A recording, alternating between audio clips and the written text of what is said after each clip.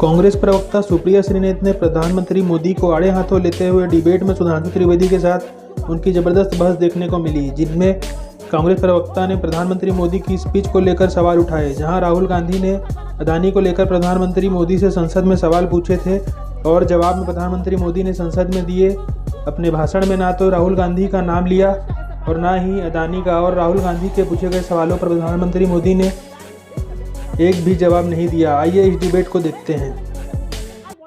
चलो मैं दिखाती हूँ क्या यहाँ से सुर तो बचता ही रहेगा। विदेशी एजेंसियों से आपकी जुगलबंदी है, LIC बोल चुकी है। उनकी बात को आप यहाँ मैग्नीफाई करते हैं राजनीतिक फायदे के लिए। नैतिक और दिमागी दिवालियापन पूरी भारतीय जनता पार्टी में दिख रहा है, तो उससे अछूते सुधांशु जी क्यों रहे? ये नैतिकता है और मैं नैतिकता से 10 सवाल बस पूछ रही हूँ। छोटे छोटे सवाल हैं, इस जनता के सामने, इन युवाओं के सामने जरूर पूछने चाहिए।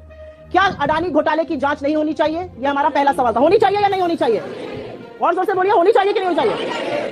क्या LIC का पैसा जो अडानियों की कंपनी में लगा वो लगातार गिरता रहा, इस पर सवाल पूछना चाहिए कि नहीं पूछना चाहिए? क्या SBI व दूसरे बैंकों ने जो अडानी को 82,000 करोड़ रुपए दिए उस पर सवाल पूछना चाहिए या नहीं पूछना चाहिए?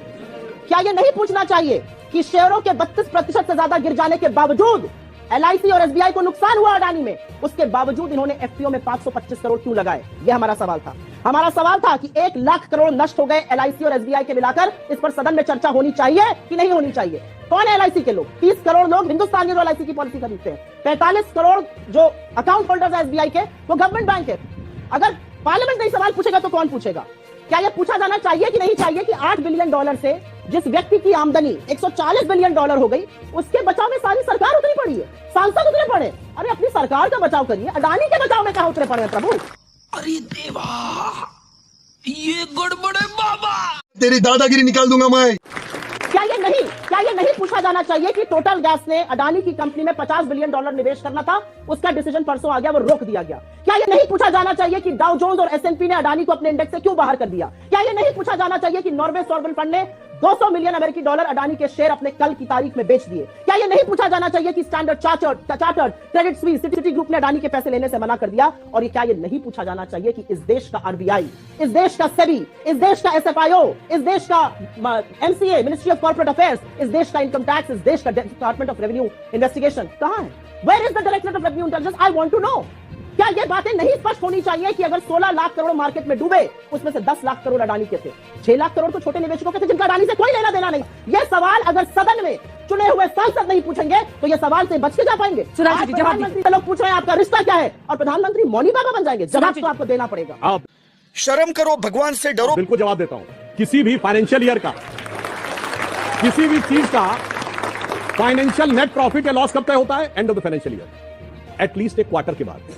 ये एक हफ्ते में कंक्लूजन ड्रॉ कर लिए कि शेयर मार्केट में डूब गया। जो डूबी हुई मानसिकता से देख रहे थे, उन्हें एक हफ्ते में दिख गया कि डूब गया। ये कहते हैं LIC का पैसा। LIC का एक्सपोजर अडानी से 1%। मैं पूछता हूं, कोई ऐसा व्यक्ति है जिसके LIC की पॉलिसी में चोरी हुई और उससे पैसा ना मिला हो? तो फिर कहां पे डूब गया भाई?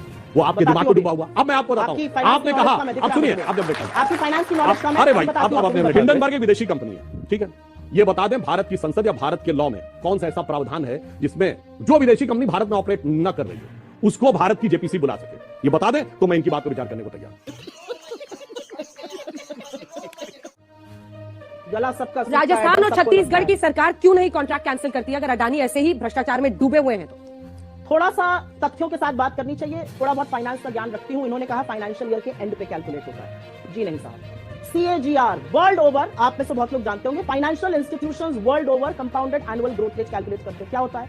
आपने 10 साल पहले शेयर मार्केट में 100 रुपए लगाए, 5 साल बाद वो पैसा 1000 रुपए हो गया, और 5 साल उसके बाद 10 साल के अंत में वो पैसा 200 हो गया, तो आपका इन्वेस्टमेंट 100 से 200 पे कैलकुलेट नहीं होगा। ये दुनिया भर के financial institutions including India's own institution including the RBI calculate करती है।